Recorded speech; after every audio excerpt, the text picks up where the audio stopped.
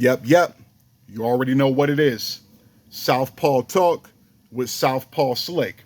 And today's video is going to be something I want to talk about. And it is based on a TMZ article that I ran across, which I will link in the description, that was talking about Ice Spice being compared to Flo Milli as far as their career is concerned, and why Ice Spice is more popular than Flo Milli, even though Flo Milli has been out longer. And of course, the main reason being is colorism.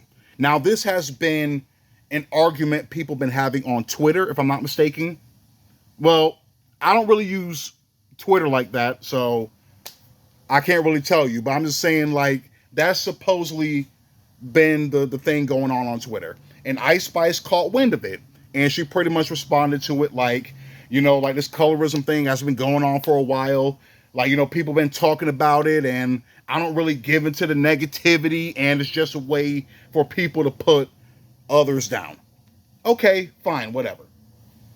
The way I look at that response, even though I'm not going to fault her for feeling that way, I'm saying don't give into the negativity. Just keep doing your thing and keep improving, right? She still has room for improvement to be something really special. Even though she's leaving her mark, although that Taylor Swift collab was kind of trash. That shit was kind of trash. I mean, her verse wasn't bad, but the song overall is trash, even without her on it. But then again, I'm not a Taylor Swift fan, so I can't really speak. But anyway, back to the colorism thing. Ice Spice, the way it's coming across is kind of how, like, white people don't want to be considered racist.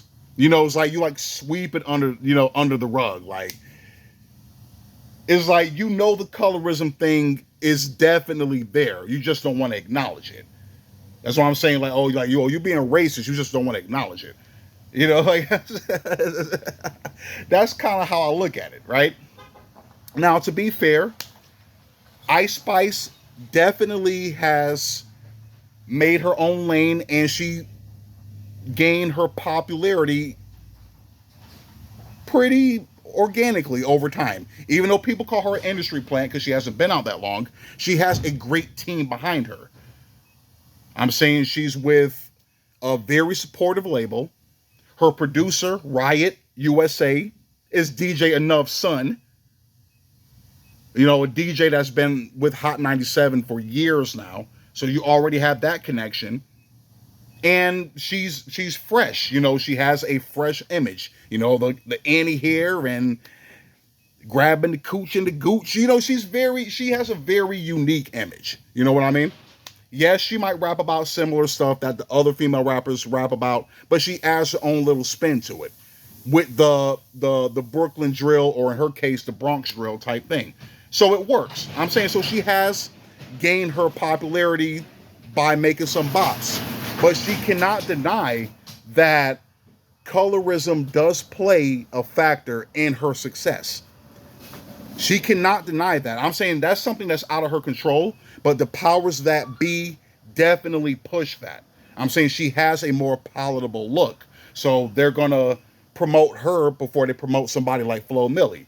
Now, me, myself, to be honest, I don't know any songs from Flo Milli. I know the name. I've seen her on social media over the years, but I don't know anything from her. Whereas with Ice Spice, you can't get away from Ice Spice. I'm saying no matter where you look, I'm saying whether you're on Facebook, Snapchat, Instagram, Twitter, YouTube, Google, she's all over the fucking place. You cannot get away from Ice Spice, even if you wanted to. Right? But I'm saying this colorism thing has definitely been an argument for a long time. I'm saying, like, let's say somebody like Beyonce getting a major push and somebody like Kelly Rowland, taking a backseat. That's just the way the music industry is. I mean, unfortunately, it's like that. And I'll say it's just gotten worse over time. I'll say the first example I really noticed is during the early 2000s, where Murder Inc. kind of brushed Little Mo aside and started pushing Ashanti a little bit more. That's like a perfect example of, like, a shift in the hip hop industry. Because let's be real, when it came to the 90s hip hop scene, you could say there was a good amount of representation, like from all different shades and sizes. Everybody was represented. You had your the Brats, you had your Queen Latifahs, you had your Lil Kims, you had your Foxy Browns, you had your Lauryn Hills. Everybody was getting love, but at the same time, you gotta think about it. There were also more black-owned labels at the time, so it was easy for them to push that kind of promotion. Whereas now you don't really have that. You don't really have that, along with the fact that people kind of romanticize that exotic look. You know what I mean? So it's like the labels go with what the public gravitates towards. And it happens to be somebody like Ice Spice. She's light skinned and she's thick. And that's all she needs to be. Kind of like with Doja Cat, like early on. That was like something that really helped accelerate her popularity, especially with men. She's light skinned and she's thick.